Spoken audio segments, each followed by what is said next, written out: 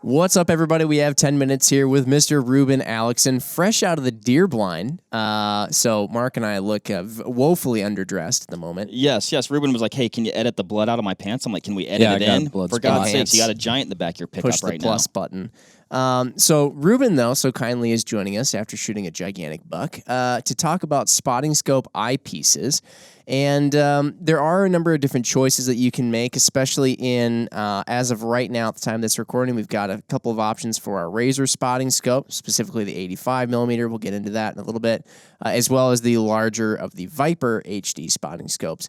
Some with reticles in them, some that are just long eye relief, wide angle. I mean, stuff like that. So, Rube, what do you use the different eyepieces all the time? Because you do courses here for long range shooting, even stuff for your 3-gun matches, whatnot.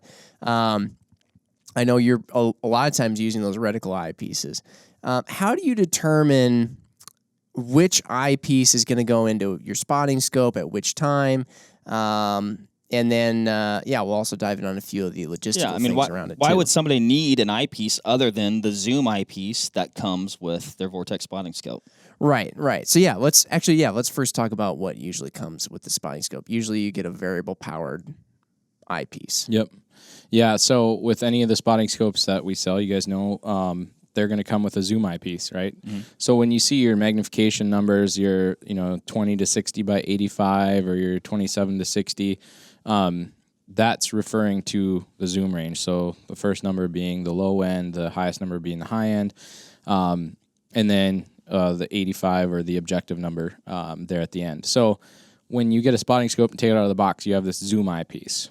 And even though like our Gen 2 razor spotting scopes are a wide angle optical system, which you can see because their magnification numbers are actually a little higher on the low end, but we can accomplish the same field of view that you would have on like a 20 power with a 27 power, since it's a wide angle system. Gotcha. I think that's really important to point out, that a person isn't losing field of view by having that higher low end of the magnification. Follow that one, everybody. Yeah, so east side of the West Coast. I always kind of like to say, like, there's like the downside to magnification, right? Which is decreased field of view, because as you increase, that's rifle scopes, spotting scopes, anything that has a variable magnification.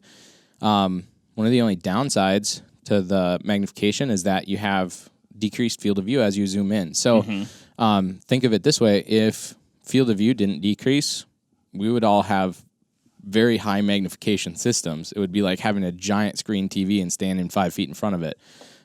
Which I've done. Eric's got a picture. But, that is the thing. But since the field of view decreases as we zoom in, that's kind of one of those, reasons why maybe you would look at a wide angle system, or even so, lower magnification spotting scope, like the 16 to 48 or a 22 to 48. If a person doesn't own a spotter, but you have shot a magnified rifle scope, I mean, you can get probably a pretty dramatic, picture of what's happening there. When you zoom in real far, your field of view shrinks down. Sometimes you got to back it off. You want to try to locate an animal or something like that. So I think zoom can be awesome for a lot of things. I mean, for a law enforcement or military application, it's that positive identification. For a hunter, it's the same thing, but how many tines, how wide is it? Is it a legal deer? I mean, is it worth making this 2-mile hike? And then, again, not to mention that distance. If you're out in a wide open place and you're looking at a herd of elk and you're trying to determine if it's something you're going to go after, you probably want higher magnification. You probably want a bigger objective so that image is as good and bright or high quality as it can be. Well, and with that much zoom, are there even elk over there? Right? Yeah, absolutely. Yeah.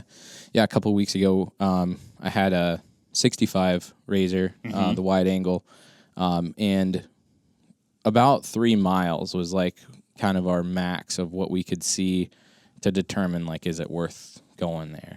And that has a top end magnification of 48. Yep. 48. Yep. 22 to 48. Now, so one of the interesting thing about spotting scopes and the way that their eyepieces work, and we'll have, I think, a later podcast or a podcast at a later date to go into exactly how they work, but the eyepiece can detach from the body of the spotting scope. And so in a way, you almost have two optics that are attached to one another, because depending on what eyepiece you put behind the body, it can dramatically change what you're seeing. Yeah, so think about like if not to use this example, but think about like a line like the Razor Gen 2, right? We have a 1 to 6, we have a 3 to 18, and a 4.5 to 27. The eyepieces on those are all very similar. They're all shaped very similarly, right? So in my what I know about rifle scopes is the zoom is contained back in the eyepiece, right? So when you run that magnification ring, that erector assembly moves the zoom lenses back and forth, and they create this. They have this relationship between each other, which will increase or decrease the size of the image. So the image is coming in the objective, and it's kind of it's displayed, I guess, and then you're looking at that image through a zoom assembly. So what we can do with a spotting scope is the eyepiece is actually the same, right? If you look at the body here on the 27 to 60, and then if we took the 16 to or 22 to 48, put it next to each other, this eyepiece, the zoom eyepiece, actually has both numbers printed on it. Because it's the same eyepiece, Same just with different eyepiece. bodies. One is the 85 With different millimeter, bodies. one's the 65 millimeter, yeah. Yep. So we can then take that and have other eyepieces that will fit that optic, and sometimes those can be very specific application. One of my favorites is this wide angle long eye relief. It's a real simple eyepiece. It projects your, I shouldn't say projects because I don't know the actual term, but it has long eye relief. So your eye is actually going to be somewhere between 1/2 inch and 1 inch away from that optic to get that optimal field of view. It's really nice because I don't have to touch my eye to it every time or touch my eye to an eyepiece. And it's very forgiving too. We talk about eye box, right? On a rifle scope, like the 1 to 6 or 1 to 10 or something like that. The very forgiving eye box. You can move your head side to side. The wide angle eyepieces are not very sensitive. That long eye relief gives you kind of a very, very forgiving eye box. Usually it's actually really difficult to get both long eye relief and wide angle, Yes. which anybody who's not an optical engineer, that you just kind of hear, oh, it's got both, great. But if you actually go into the optics of it, designing that is a really difficult feat to do. And it does make it nice if your spotting scope's on a bench next to you, being that you're behind the gun, you shoot, you don't have to now crane, kind of get up and get uncomfortable and lean over the gun and try and get your face right into the spotting scope. You can more just set it up and kind of look up and glance over.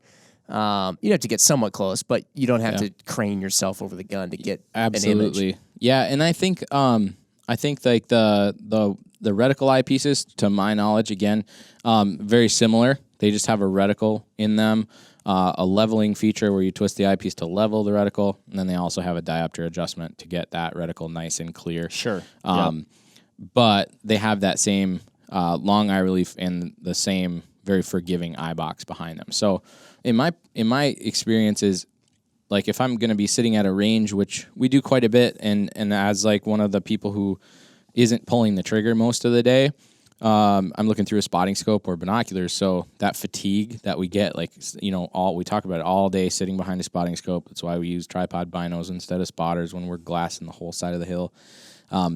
I find that the reticle eyepiece or the wide angle eyepiece is just so much easier on your eyes when you're doing it all day. You're just a little bit more relaxed while you're, Yeah. and you're talking about optics that have phenomenal glass, essentially, Yes. that I'd set next to anything that's out there, but you are working, you're exercising your eyes. Yeah. Mm-hmm. Now, Reuben, with these accessory eyepieces here, we're talking about the zoom eyepiece earlier. Now, these don't have a zoom, right? Right. These are going to be either fixed at 18 power. And I'll speak in terms of the Razor right now. We do have the Viper reticle eyepieces too. But in terms of the Razor, if you put this long eye relief wide angle on the 22 to 48, it's going to be an 18 power. And if you put it on the 85 mil body, it's going to be a 22 power. So significantly lowered magnification. But you guys know out at Coon Rock with the big valley and all the targets, I can actually set this eyepiece or the reticle eyepiece where I can see the whole field. And I think another thing that I found increases a lot is that depth of field.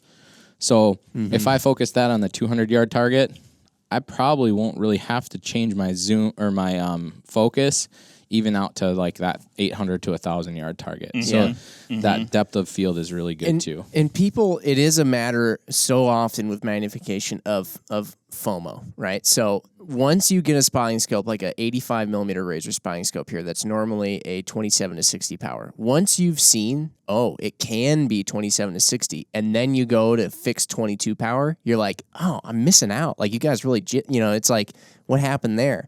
But I mean, all you need to do is go to a range anytime and set your variable powered optic that maybe even goes up to just 9 power. Set it at 9, 10 power and look through the optic at 1,000 yards. You can see the targets, you're shooting at steel, whatever. You can see them clear as day.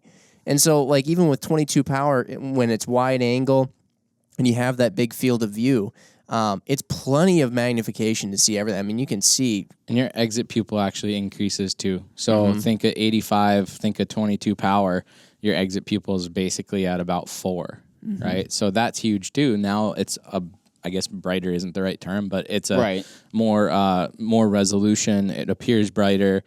So looking through it, that like you're looking at an image that's not being significantly darkened by a spotting scope. I mean, like I think Ryan always kind of talks about the whole like optical quality over optical quantity, right? He kind of coined that term.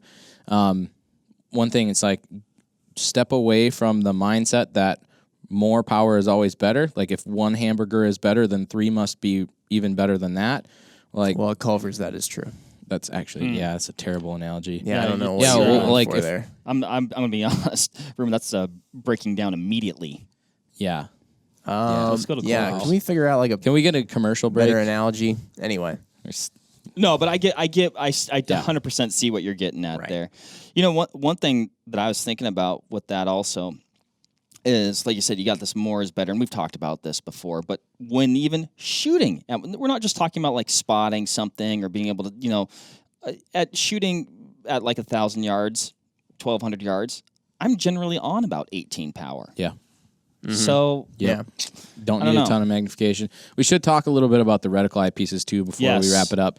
The reticle eyepiece for a spotter is going to be calibrated to one spotting scope. So if it's a reticle eyepiece, we're talking about having that reticle reference to reference the target. So when Jim's shooting and you're spotting, we don't have to say you were like 2.5 targets left and 1 target low. I mean, Jim, not that you would miss the target, but if you in a world where you did, another dumb analogy. Yes, dude, come on.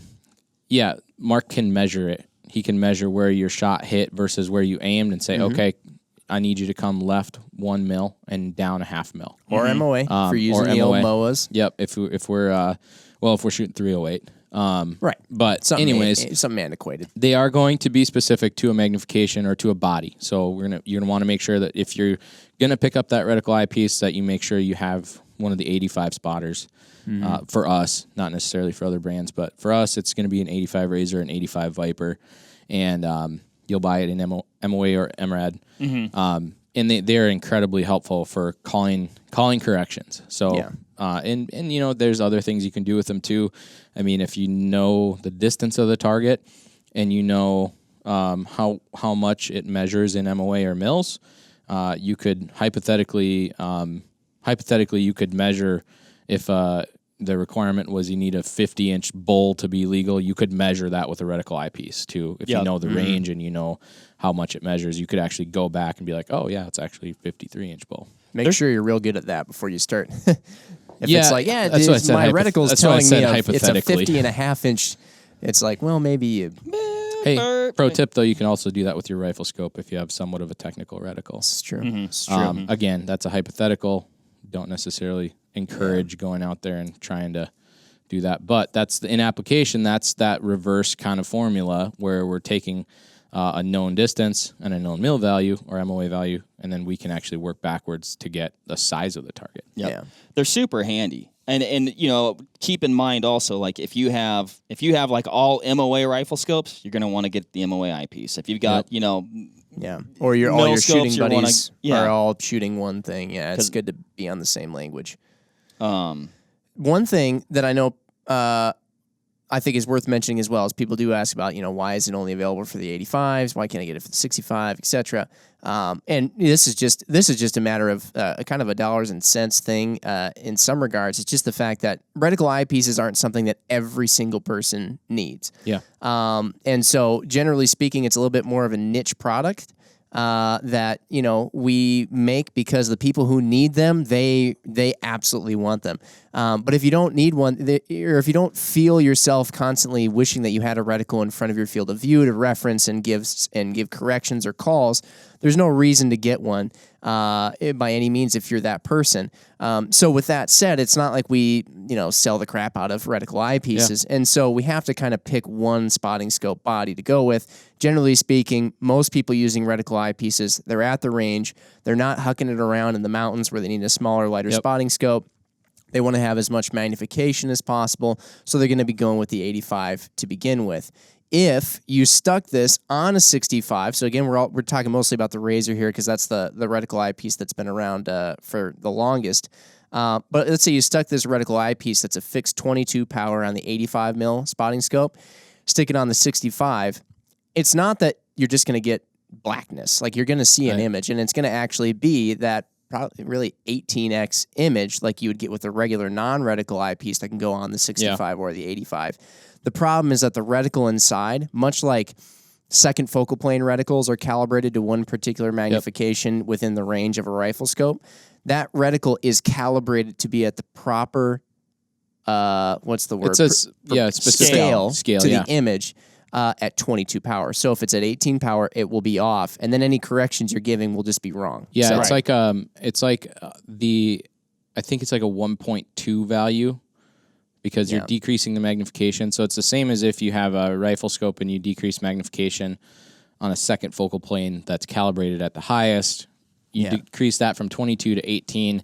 I think you go to like a 1.2 reticle value. Right. So I've actually done it where you take a reticle eyepiece, put it on a 65, but now your reticle isn't true. You just have to do another equation. Yeah, it's like second focal plane rifle scope calibrated 24 power. If you go down to 12 power, which is half, then now you're doubling all the values that you would get in your reticle. So it's it's just not as quick and intuitive. No, and that's the thing is like, Jim, you hit it on the head when you said it's kind of a more specialized tool.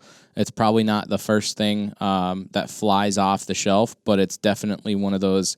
I'll say this, like I'm a firm believer if you put that wide angle long eye relief on a 16 to 48 or 22 to 48 or a 27 to 60, you probably won't take it off very often. Mm-hmm. That's what I was going to say, Jim. This is one of those optics or pieces that if you haven't used one, you don't know what you're missing.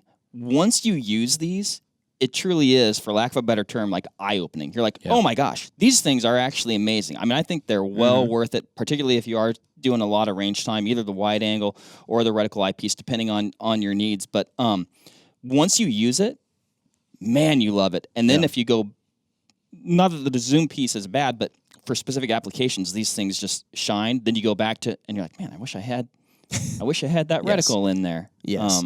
And I'd be curious. I haven't done it. I think I might try the experiment, Jim. I'd really like to glass with the wide angle eyepiece. Yeah, and just I have that 65 and the 18 power wide angle. So think 18 power UHDs. Right.